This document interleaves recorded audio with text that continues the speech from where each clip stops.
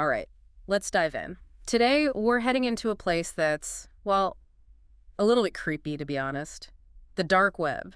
Yeah, it's got a certain reputation, doesn't it? It does. A lot of mystery surrounding it. We hear these stories, some scary, some almost too good to be true. So what's the real deal? Right. A lot of hype and misconceptions out there. For sure. So let's just maybe start with the basics. What exactly are we talking about when we say dark web? Well, think of it this way. The internet is like an iceberg. Okay, an iceberg. I like it. Yeah.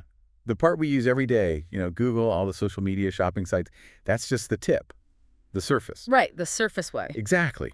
But underneath, there's this whole other part, way bigger, called the deep web. Okay, so what's down there in the deep web? Think of things like, your email inbox, Oh, okay. bank records, things like that, government databases, stuff that's not indexed by regular search engines. So not all bad stuff, just hidden. Right. Not sinister, just not out in the open. And then within that deep web, there's an even smaller section, intentionally hidden.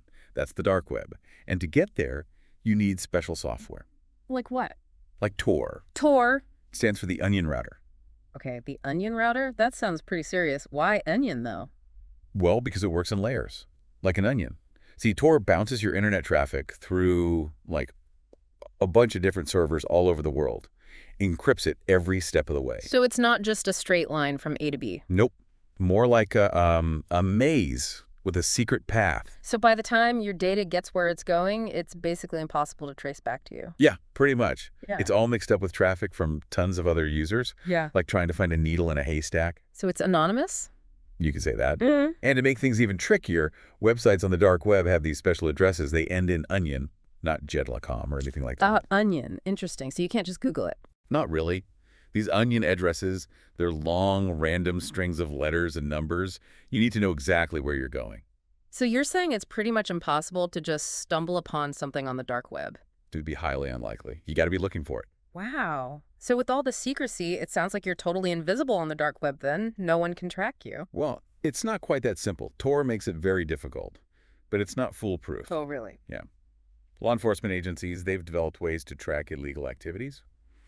And, there are always vulnerabilities, things that can be exploited. So no digital invisibility cloak, huh? Afraid not. It's tempting to think you can disappear online, but the reality is it's a lot more complicated. I guess that makes sense. Plus, the technology keeps changing. It's a constant back and forth, people trying to stay hidden and others trying to find them. A cat and mouse game. So speaking of that, let's talk about the reputation of the dark web. I mean, it doesn't exactly make the news for good reasons, right? Yeah. It's got a reputation as a place for, well, shady stuff.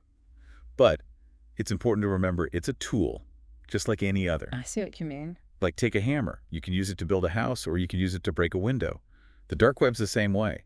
So it can be used for good, but it's usually the bad stuff that gets attention. Unfortunately, yeah. I mean, one of the most well-known examples is the Silk Road. The Silk Road. Yeah, this online marketplace right on the dark web. You could buy almost anything illegal there. Drugs, weapons, you name it. Like a digital Wild West. Pretty much. And what made it so significant wasn't just that it was illegal, but that it was so hard to catch. It ran for years before they shut it down. Really? Yeah, which just goes to show how difficult it is to police these hidden corners of the internet. So even though they shut down the Silk Road, did it actually change anything? I mean, are these marketplaces still out there? Oh, absolutely. Shutting down one website doesn't get rid of the demand. And the way the dark web is set up, so decentralized, anonymous, makes it really tough to completely wipe out that kind of activity. It's like a game of whack-a-mole then. You get rid of one, another one pops up. Exactly. Okay, so we've covered the Silk Road, seen some of that darker side of the dark web, but I gotta ask, apart from the obvious illegal stuff, what else goes on there? What else is hidden in this corner of the internet? Oh, good question. Let's shift gears a bit, look at some of the ways the dark web is actually used for good. Yeah, let's talk about the good guys for a bit.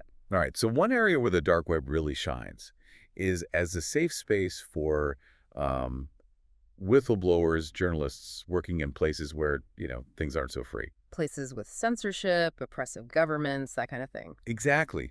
Think about it. If you're living under a government that controls the internet, punishes anyone who speaks out against them, well, the dark web can be a lifeline. Like a digital underground railroad. Pretty much. For example, there are platforms like SecureDrop, let whistleblowers anonymously submit sensitive information to the media. And often, these platforms are hosted on the dark web for that extra layer of security. So if you're in a dangerous situation, you can get information out without risking your life. Exactly. And that's led to some major exposés uncovering corruption, human rights abuses, things that might never have come to light otherwise. Wow, that's amazing. Do you have any specific examples of how that's played out in the real world? Oh, for sure. In recent years, there have been several high-profile leaks, big news stories, Yeah. that originated on the dark web. One that comes to mind involved a group of journalists who used SecureDrop to receive leaked documents, revealed this massive financial scandal involving a huge corporation, Oh, wow. made headlines all over the world. What happened? Well, it ultimately led to, official investigations, some real reforms. So in a way, the dark web gave a voice to the people who couldn't speak up otherwise, kind of leveled the playing field. Exactly. And it's not just whistleblowing. Journalists in dangerous situations, like war zones or countries with oppressive regimes, they use the dark web to communicate securely, to connect with their sources without putting anyone at risk. Yeah, it makes sense. But even with all these positive uses, there's still, I don't know, this feeling of danger associated with the dark web. It's like you're venturing into unknown territory. You never know what you're going to find.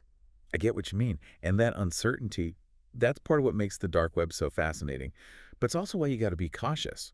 The same anonymity that protects those whistleblowers and journalists, it can also protect criminals, people with bad intentions. So it's a double-edged sword. Good and bad all mixed together. Exactly. And that brings up some ethical questions, like if you could be totally anonymous online, would you behave differently? Would it bring out the best in people or, the worst?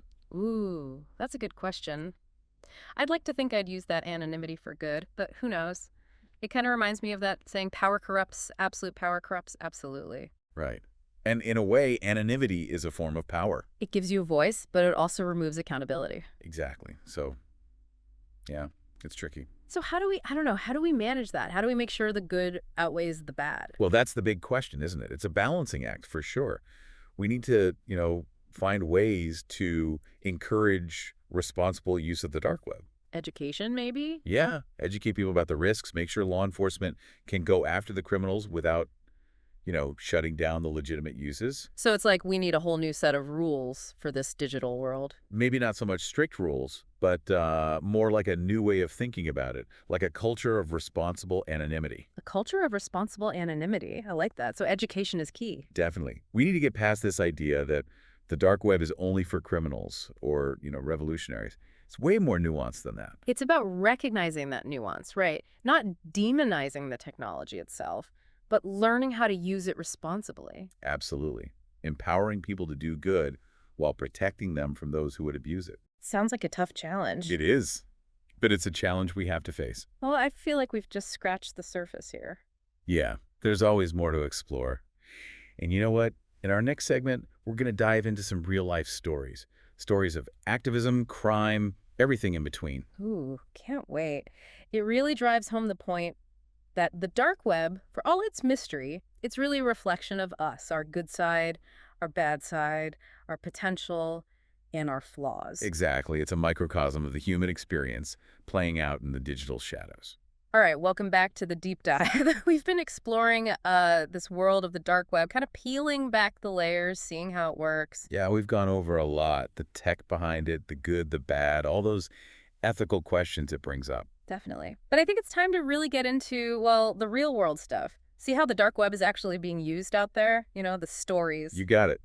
Let's dive into some real life examples, show how the dark web plays out in people's lives. Okay, hit me with it. All right, so how about a story about a journalist? Let's call her Sarah.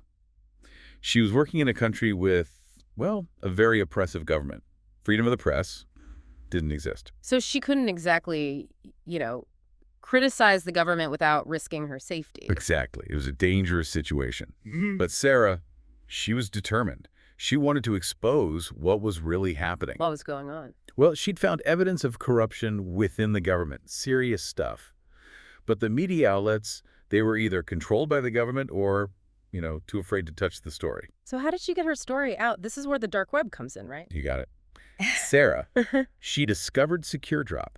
Remember we talked about it earlier? Yeah. It's that platform that lets whistleblowers anonymously submit sensitive information to news organizations. Right. And it's often hosted on the dark web for that extra security. Exactly. So Sarah used SecureDrop, contacted a news organization with a good reputation for investigative journalism, went outside the country. So they could actually publish the story.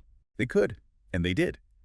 They verified everything, made sure Sarah's identity was protected. Wow. So the dark web basically gave her a voice, a way to speak truth to power without putting herself at risk. It did, and the impact was huge. Sparked international outrage, led to investigations, and ultimately some actual reforms. It's amazing to see how the dark web can be used to hold those in power accountable, even in situations like that. Yeah, definitely. It shows how powerful it can be. But, you know, as we've been saying, not all dark web stories end so well. Right. There's a flip side to all this. The anonymity that helps people like Sarah, it can also help, well, the bad guys. Take a case involving stolen data, for example. Ooh, that's the stuff that keeps me up at night. I hear you. It's a big problem. Yeah. Imagine there's this hacker. Let's call him Alex. He gets into a company's database.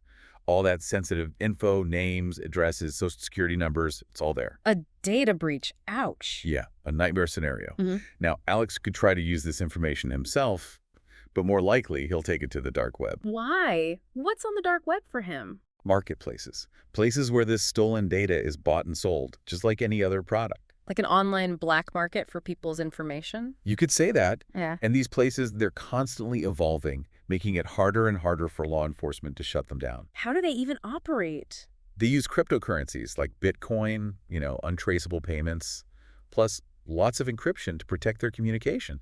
It's sophisticated stuff. So who buys this stolen data? Could be other criminals, identity theft, running phishing scams. Some even use it for blackmail.